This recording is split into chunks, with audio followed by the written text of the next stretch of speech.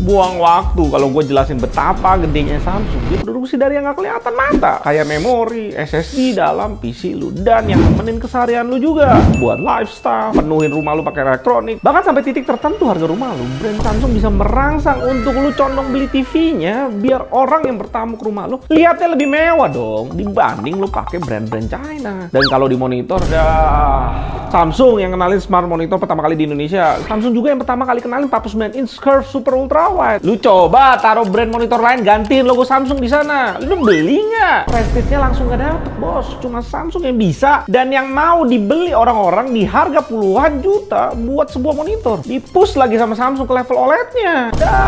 Kita juga lihat sama-sama betapa bervalue-nya kualitas smart monitor M7 32 dan 43 inch sampai gaming level atasnya G65B. Curve gaming VIA panel terbaik yang pernah gue tes. Dan terus digenjot pakai QD OLED Gen 3 4K 240Hz dan QHD 360Hz. Sekali lagi gue tanya, logo brand lain yang nempel di sana selain Samsung lu mau beli nggak? Gue sih nggak. Bos, nitip game satu, bos.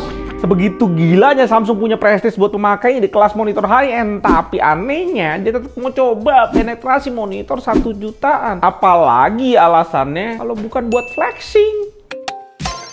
Secara harga sih bukan yang spesial-spesial banget, cuma bersaing aja ngikutin market. Dan secara desain yang dipakai, ketiganya kelihatan mau lanjutin kesuksesan S24R 350 yang dulu. Masalahnya itu 2-3 tahun yang lalu. Beda kayak hari ini di mana brand pabrikan udah boom 165Hz IPS di 16, ViewSonic juga ikut 16. Dan Core China juga udah buka kartu ke kita semua kalau 180Hz IPS di China mampu digeber sampai 1,2 juta. Dan jangan salah, 1,2 juta itu udah full ergostack.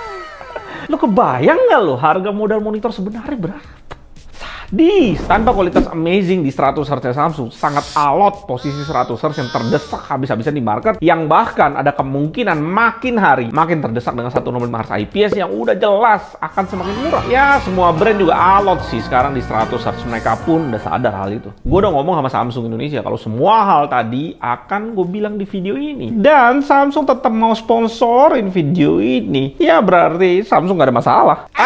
Emang layak ini brand disebut raja terakhir. Respect, bos. Dari luasan warna, kelihatan 3 monitor Samsung ini fokusnya di sRGB dengan lihat angka Rec 2020-nya. Sekitaran 60%. Dengan posisi yang bagus, jelas dipegang sama tipe IPS 100Hz-nya dibanding VIA C366. Kualitas kita bisa bilang mirip sama brand-brand lainnya sekelas 100Hz. Dari default pabriknya juga 3 monitor Samsung ini dituning bagus di putihnya. Udah masuk ke level sangat akurat di 5 ITP. Kualitas ketiganya jelas kalahin LG 100Hz. Dan ini data yang paling penting kalau lu mau cari monitor 100Hz. Di akurasi sRGB-nya kelihatan jelas. Samsung 100Hz yang dituning paling bagus dari 3 yang gue bahas di sini. Samsung juga punya keunggulan dari Asus karena port Samsung lebih lengkap dan banyak. Huawei sendiri masih dijaga harga mahal sama ViewSonic, sedangkan H memang di limited barangnya di market. Dan harusnya kalau lu join Discord JDaddy, lu udah tahu alasannya kenapa. Di kondisi market kayak gitu, Samsung IPS 100Hz jadi salah satu pilihan yang bisa lu consider bersaing bareng VX2416 ViewSonic karena preset sRGB-nya akurat dan ada speaker di sana. Samsung 100Hz juga kalahin banyak Acer, Lenovo, LG, AOC, MSI, dan seterusnya. Dan seperti biasa, panel yang fokusnya di sRGB akan selalu lemah di akurasi P3-nya, nggak bisa terlalu diharapin memang. Dan ini optimal setting yang bisa lo pakai ke semua Samsung yang hari ini gue bahas. Target gue selalu ke 200 nits dan lo bisa pakai pilihan brightness lainnya. Hasil optimal setting dan hasil kalibrasi semua bisa lo lihat di dalam folder barengan sama isi profile di deskripsi di bawah. Di kontras jelas C366 tinggi banget karena pakai panel VA, tapi tetap C330 bagus secara kontras standar IPS. Di maksimum brightness C330 juga excel dibanding tipe baru lainnya. 300 nits udah bagus untuk monitor kelas entry, bersaing bareng Asus dan ViewSonic. Tuning Samsung di minimum brightness juga bagus, semua tipe udah di bawah 50 nits, enak dibawa gelap-gelapan. Dan di response time kembali 100Hz Samsung di tuning paling bagus juga dibanding seri lainnya, posisi sebelahan sama Asus. Ya, tapi untuk gaming sendiri 100Hz jelas dibantai sama 165Hz. Kelihatan Samsung dan Asus mirip kualitasnya. Dan kelihatan jelas 100Hz jauh lebih bagus dibanding 75Hz IPS, apalagi 75Hz VA. Jelas jauh terbantai. Secara refresh posisi 100Hz Samsung juga nggak berubah, masih yang terbaik dari 3 yang kita tes. Dan jangan lupa singkirin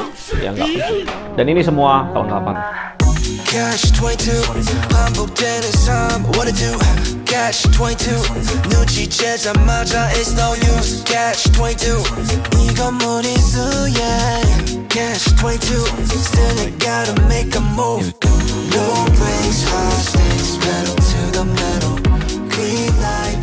Dari data yang gue tes kelihatan jelas C330 Samsung 100Hz IPS itu paling bervalue dari harga, kualitas warna, dan gaming dibanding sisa duanya. Dan jadi salah 2, ya salah 3 pilihan terbaik yang bisa lo beli antara VA2432 HHW, VX2416, atau Asus VA24 EHF. Masalahnya di 2024 ini, at least sampai video ini dibikin, Samsung di entry level 24 inch yang hari ini kita review 7500, Samsung masih cuma kasih garansi 1 tahun panel. Beda banget sama Samsung yang kelas 2 jutaan, 3 jutaan ke atas yang udah 3 tahun panel. Dan ini jelas dibantai sama para pesaingnya, termasuk LG yang info terakhir udah garansi 3 tahun panel. Yang dimana Samsung Indonesia pun nitip di video ini, lu pada belinya monitor Samsung hari ini kita review pas garansinya udah upgrade ke 3 tahun panel aja, karena sekarang lagi proses di upgrade.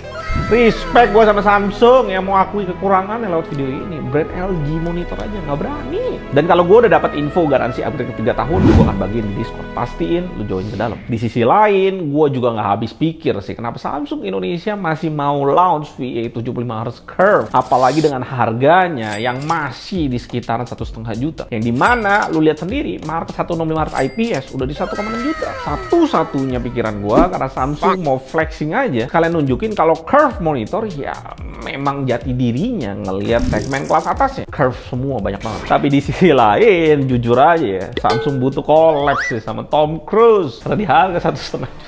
It is mission impossible. Well, udah jadi, sampai jumpa dan tetap.